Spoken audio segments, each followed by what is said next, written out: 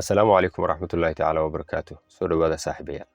Mararka qaar in aad saacadda fiiriso ma isweydiisaa su'aalahan.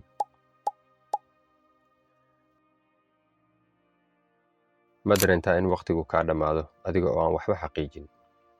Saacaduhu waxay isku beddelaan maalmo, maalmuhuna bilo, adiga oo aan ku baraarugsanaynna sanadkii waa uu dhammaaday. Waxaad u malaysaa in waqtigu uu farahaaga ka baxsanayo, laakiin xaqiiqada qaraar waa tan. Waqtigu kama baxsan ee adiga ayaa fasaxay.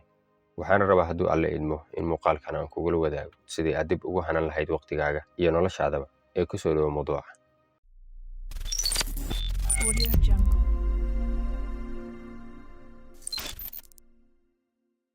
Soo dhowo mar kale. Magacaygu waa Maxamed Cabdulaahi. Aan ku bilaabo xaqiiqadan.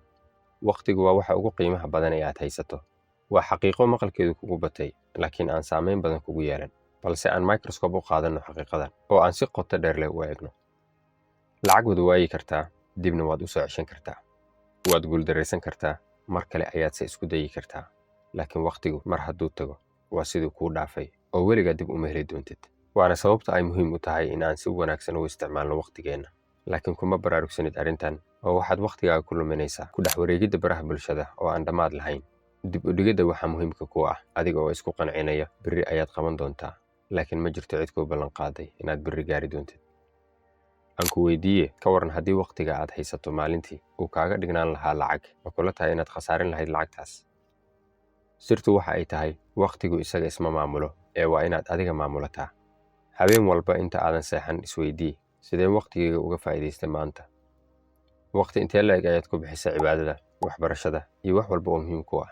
Sidoo kale si wax walba isweydii, maxay tahay waxyaabaha ugu muhiimsan oo ay tahay inaan maanta qabto? Haddii aadan maalintaada qorshaysan, isla markaana aadan u raacin sida aad u qorshaysatay, waxaad ku dhacaysaa shabaqa waqti luminta, baraha bulshada, TV-ga, la sheekaysiga asxaab aan waxba kugu soo kordhinayn iyo wixii la mid ah. Waxayna waqtigaaga u fooqsanayaan si waali ah oo aadan dareemayn ilaa goor aadan waxba ka qaban karin. Wax walba oo aynu qabanno saddex ayay u qaybsamaan: wax faa'iido leh, wax dhibaato leh, iyo wax aan micnaba lahayn, yacni maalayacni ah. Rasuulkeenu naxariis iyo nabadgelyo korkiisa ha ahaatee waxa uu inoo dardaarmay in waxa faa'iidada leh aan ku dadaalno, taas oo micnaheedu tahay in aan labada kale ka tagno. Aan sidoo kale kula wadaago shay kale oo muhiim u ah xakamaynta waqtigaaga. Waa dhihidda maya. Ma tihid qof wax walba qaban kara, ceebna ma ahan. Mar walba oo aad dhahdo haa qabashada shay aan muhiim ku ahayn, ogow waxaad maya tiri shay muhiim ku ah. Yacni hayaraac ha iska noqon ee waqtigaaga ha ku xisaabsanaado. In aad mararka qaar maya ku dhahdo dadkana ma ahan danaystanimo sida ay dadku u fahmi karaan, ee waa sida aad u ilaashanayso waqtigaaga si aad uga faa'iidaysato howlahaaga muhiimka ku ah. Mid kalena aan kugu daro, xilligan aan ku jirno in aad waqtigaaga iyo naftaadaba xakamayso ma ahan mid sahlan.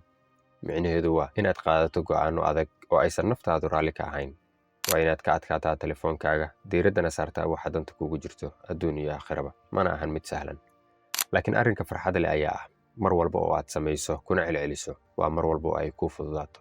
Yacni bilowga waa adag yahay, laakiin mar haddii ay caado kuu noqoto, noloshaada sida aad rabto ayaad u maamulan kartaa. Waxaadna dareemi doontaa raaxo iyo farxad gudaha ah. Saacaddu waa ay socotaa haddii aad ka faa'iidaysan lahayd iyo haddii aad khasaarin lahaydba. Maanta ha kuu noqoto maalintii aad joojin lahayd khasaarinta waqtigaaga, ugana faa'iidaysan lahayd waxa ku anfaca. Maxaa yeelay waqtigaaga waa noloshaada.